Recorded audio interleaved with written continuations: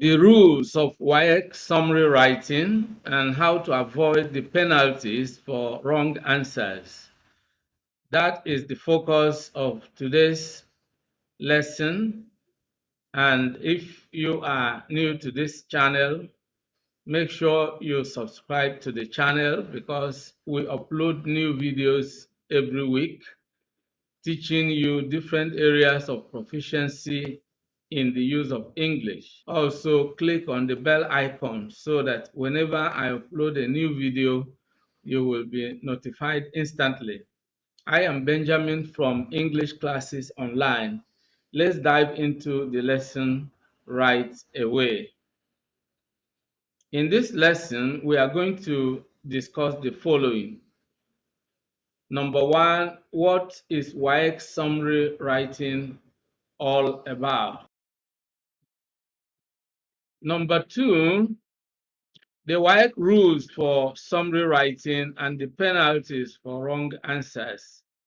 Three, how to comply with each rule and avoid the penalties. That's really very important. Once you comply with the rules, you avoid the penalties for wrong answers.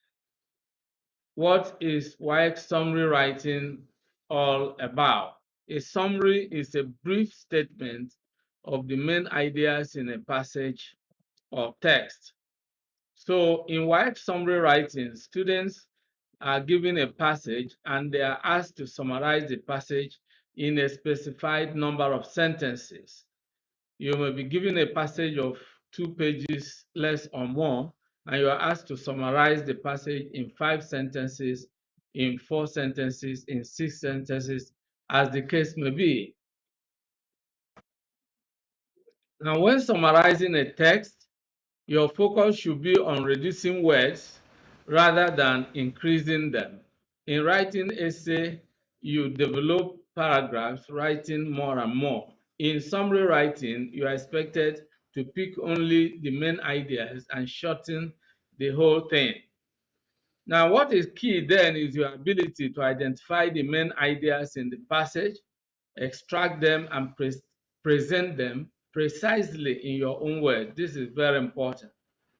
Rules for Waec summary writing and penalties for wrong answers. Let's have a quick rundown of these rules. Number one, deduct half mark for each grammatical or expression error in each correct answer. Two, deduct 1 mark for each of irrelevant, extraneous, or unnecessary material in each scoring answer. 3, for every correct answer that is not written in a sentence, award half of the marks and impose other penalties where necessary. 4, where a preamble taken with the different answers does not make a sentence, award half marks. This is without prejudice to any deduction for any grammatical or expression error and irrelevant or extraneous material. Then let's go to number 5. Where a candidate engages in mindless lifting, award 0. This is a serious issue, and we are going to explain how you can remedy this, how you can avoid this. 6, where 2 points are made in one sentence, award marks for one and regard the other as irrelevant. 7, if the candidate writes more than the required number of sentences, mark the required number of sentences only. Now, let's begin to look at this one by one. Now, grammatical / expression error. This is the first don't, is against the rule for you to commit a grammatical or expression error. Now, the penalty, as we earlier saw, is to deduct half mark for each grammatical or expression error in each correct answer. You may get the answer correctly, but because you have committed a grammatical error, you lose half a mark for each grammatical error. So this is why a lot of students score low marks in summary writing. If you understand these secrets, these keys, these points, then you will do exceedingly well in summary writing. Now, the remedy is to avoid bad English. You must use correct English, okay? Now, avoid grammatical errors, including errors in tenses, where you are supposed to use the present tense, you use the past, and where you should use the past, you use the future, and so on and so forth. You must avoid that. Spelling errors, capitalization, where you should use capital letters. For example, for proper nouns, you use small letters. And for beginning a sentence, you must use a capital letter. For example, a sentence in English can be defined orthographically. Orthography has to do with the science of writing. So orthographically, a sentence can be defined as a group of words that begins with a capital letter and ends with an end mark, which could be a full stop, a question mark, or an exclamation mark. Now, obey the rules of Concord. Now, the rules of Concord begin with number 1, a singular subject requires a singular verb, and the plural subject requires a plural verb. Now, take this as an example. The boys was playing in the field. You see how ungrammatical it sounds because you have broken the rule of Concord. This is a plural subject, the boys, and then you use a singular verb. You have broken the rule of Concord. And so if you do this in your summary writing, you lose marks, okay? Now, make sure you use appropriate words in their right places, okay? That is about grammatical and expression error. Now, irrelevant, extraneous, or unnecessary material, the penalty is as follows. Deduct 1 mark for each inclusion of irrelevant, extraneous, or unnecessary material in each scoring answer. Now, the remedy is as follows. Avoid modifiers, examples, illustrations, and repetitions. These are, unnecessary in summary writing, okay? Now, use the word reduction methods to weed out or remove irrelevant words. I'm going to show you examples, but you can also browse through this channel. You can use the playlist for summary writing, and you will find a video that I have uploaded that discusses various methods of reducing words, okay? Now, let's take these examples. Your own bag is green in color, but my own is blue in color. You have 14 words. There are a lot of unnecessary, irrelevant, or extraneous words there. So we can rewrite this by removing the unnecessary words, okay?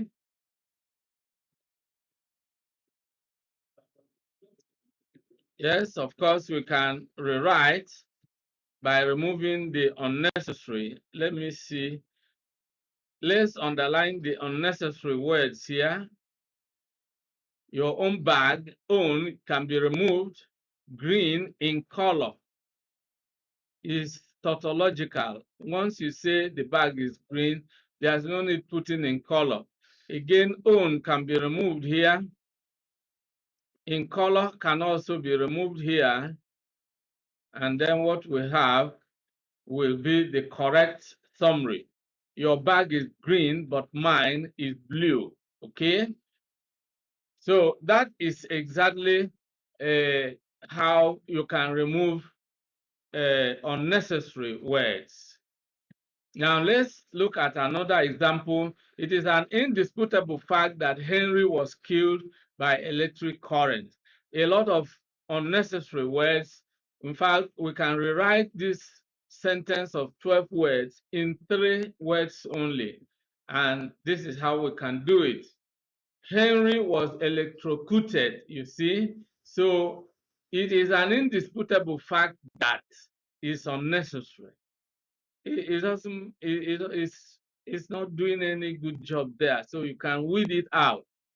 Henry was killed by electric current. Somebody killed by electric current is said to be electrocuted. So a single word can replace killed by electric current. So you simply say Henry was electrocuted. So you see, now let's take another example. The man who spoke to us at the seminar didn't make his voice loud enough for everybody to hear what he was saying. We can rewrite the 23 words in 10 words as follows. The speaker at the assembly was inaudible. If somebody is saying something and people can't hear, then he is inaudible. And of course, you can weed out a lot of other words which we have done. The man who spoke to us can be described as a speaker. So there are different ways you can replace, unnecessary words, cut them out, and then use one main word to replace quite a number of them. So we are now going to the third rule, incomplete sentences or incomplete expressions, if you like.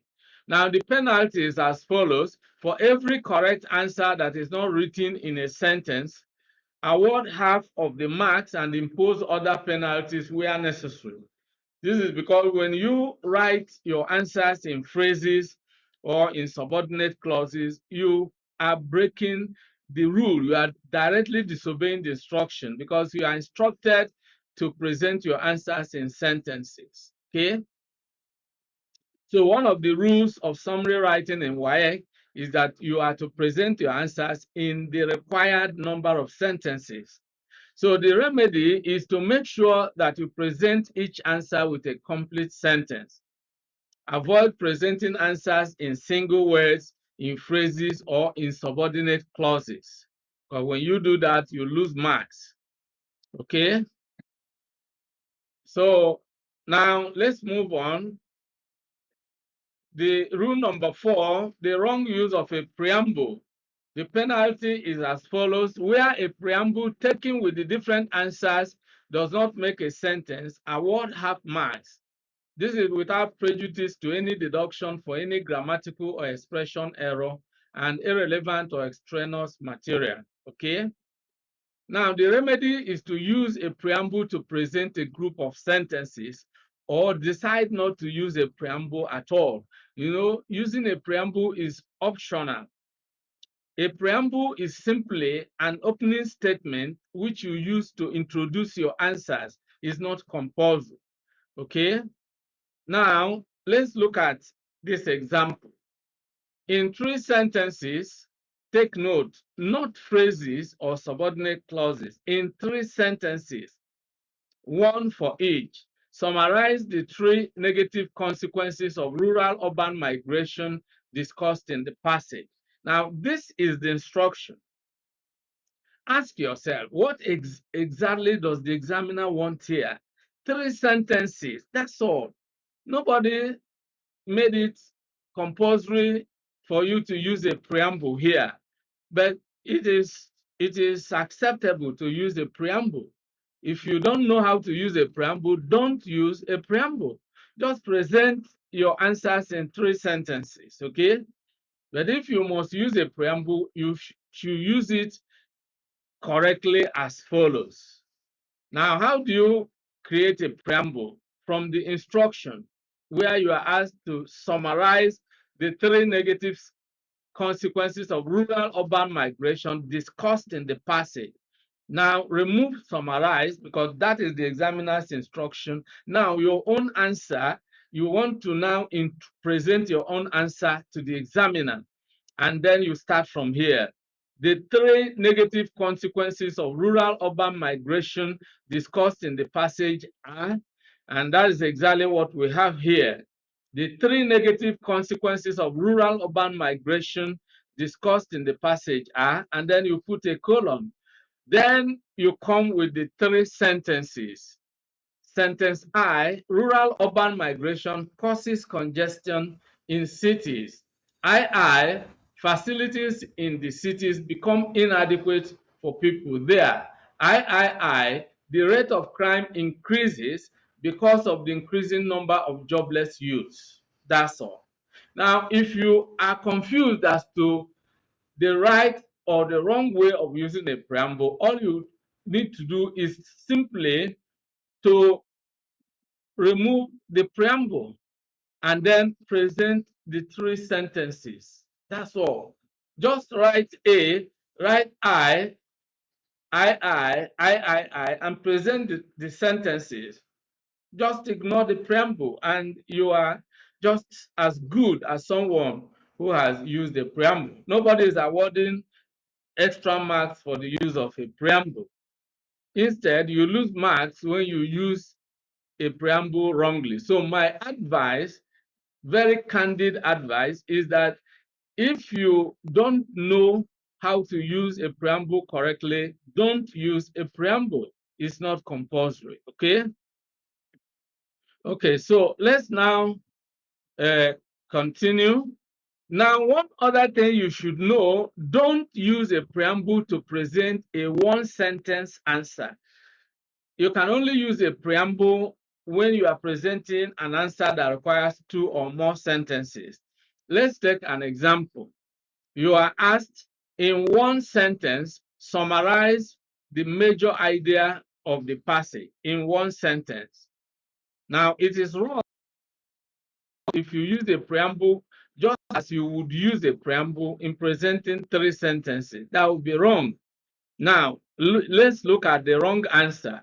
The major idea of the passage is, then you put a colon here, corruption among our leaders. Obviously, you have gotten it absolutely wrong. Okay? Okay, so now the correct answer is as follows. The major idea of the passage is corruption among leaders without any colon. Another way of doing it is to remove, you have used a preamble here, but it's not a preamble in the sense that you use for multiple answers. So that's why there's no colon here. This is acceptable. Or you may remove the partial colon entirely, and you simply say that there is corruption among leaders. That is a complete sentence. And all that is required is for you to use a sentence to present the idea that is needed. Now, having said that, let's now move on, okay?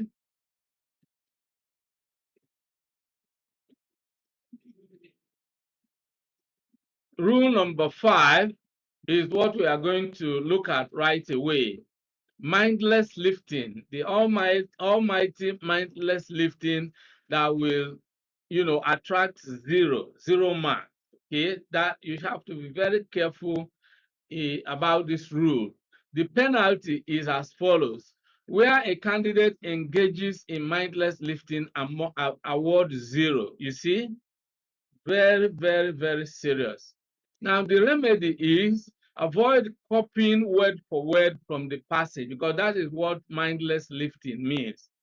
Now, it means you just download the words in the passage the way the writer has written them, and it shows you have not summarized anything. That's why you score 0, because copying word for word directly from the passage will make your answer useless. You have not summarized anything. You are asked to summarize, and then you are just copying word for word. Nobody asked you to copy anything. You are not asked to be a copycat, but to summarize, which requires putting on your thinking cap. Now, make sure you reconstruct the words extracted from the passage into a sentence of your own using the appropriate word reduction methods. I've already mentioned that I have uploaded a video that shows you various ways of reducing words. Let's take some examples of how you can avoid mindless lifting. Now, let's assume that this is what the writer has written in the passage. From the passage, this is exactly how it appeared. Using a megaphone, the pastor was able to talk to a great multitude of people at the stadium. 19 words. Now, if you copy these words exactly the way they are and present them, you score 0. Now, here is what you must do. If you extract a sentence from the passage, and that sentence is the answer, is one of the answers you are going to present, you must reconstruct that sentence, rewrite the sentence, and use your own words as much as possible. Here is how you can do it. You can rewrite this sentence of 19 words in 13 words of your own. Now, it doesn't mean you won't use some words. There are some words in the passage that you can use, but not all of them. The key words can be used, but then you change a lot to your own words. For example, the pastor used a megaphone to address a large audience at the stadium.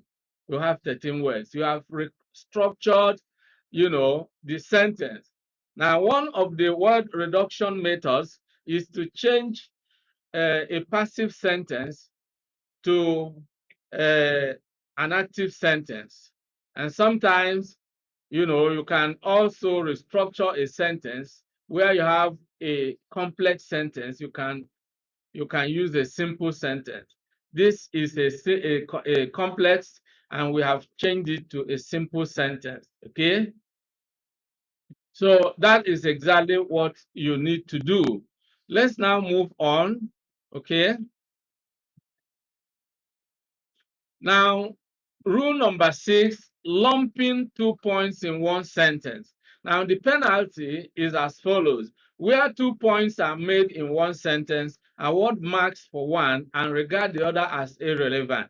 On the surface, you may think, well, I am not losing any marks there, but indirectly you are, because where you are asked to summarize a passage in to summarize some given ideas in 3 sentences. And then those ideas are 3 ideas, 3 main ideas. If you use one sentence to present 2 of those ideas, you are left with only 1 idea. And then if you use another sentence to present that idea, then you have only 2 sentences that contain the ideas required. Now, if you write another sentence that contains an irrelevant idea, that is completely useless. But then you have reduced your marks, okay? Because if you are to summarize in 3 sentences only, and the whole summary section C carries 30 marks, it means that one sentence should give you 10 marks. So if you are able to write only 2 correct sentences, then you will only score 20 marks. That is if you do not commit other errors like grammatical error that will further reduce your marks. But the bottom line is that you have already lost 10 marks because you combine 2 points in one sentence. Okay, where you are asked to write 5 sentences, if you combine points in some of the sentences, and instead of writing 5, you write only 3, for example. Now, what happens is that you are going to lose 2 marks. You are going to lose 6 marks times 2, because 30 marks divided by 5 sentences should give you 6 marks for each sentence. So if you are able to get only 3 sentences correctly, then you are already losing 20 marks.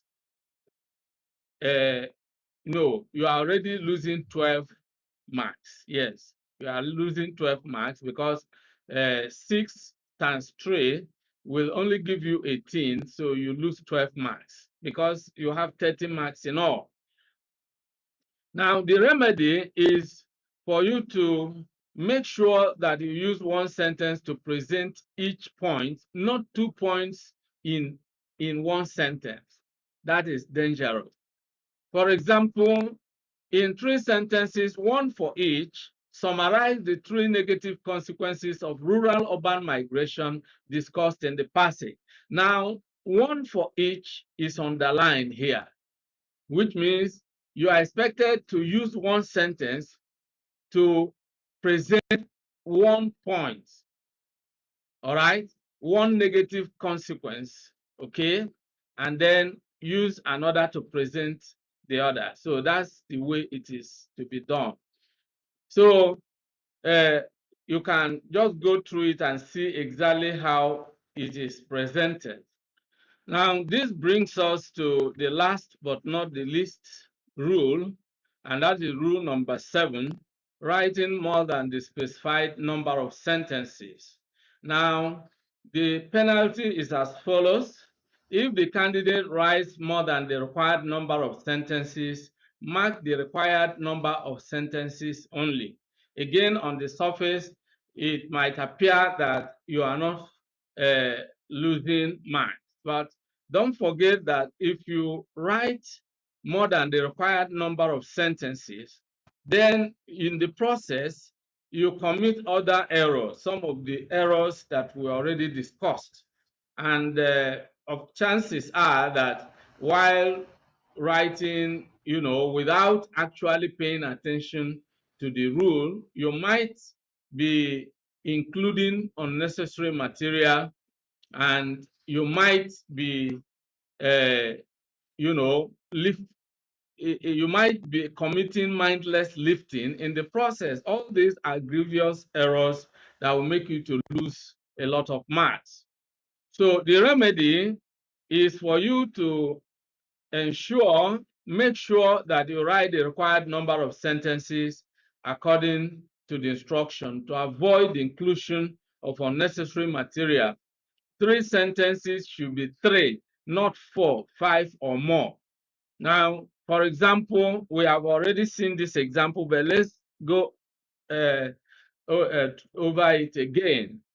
In 3 sentences, 1 for each, take note of 1 for each. Summarize the 3 negative consequences of rural-urban migration discussed in the passage. So again, you can look through it and see that 3 sentences are presented exactly in this answer, and that is what is expected from you. You don't have to present 4 sentences or 5 or more or less. Where you are required to present your answers in 3 sentences, present your answers in 3 sentences. Don't write more than that. So it is very important for you to observe all these rules. And this brings us to the end of today's lesson. Many thanks for watching today's video. A big thank you to all of you out there for being part of today's episode. I hope you enjoyed the video. If you did, kindly subscribe to this channel. Subscribe now as a way of giving us support. For notification about new videos, click on the bell icon. You will find the bell icon. Click on it so that whenever a new video is uploaded, you will be instantly notified. If you have actually enjoyed the video, like and share the video with your friends and relatives. This is very important.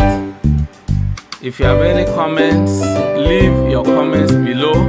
Any questions, any suggestions, we would gladly receive them and respond promptly and positively to them. See you in the next video. I look forward to always seeing you in the new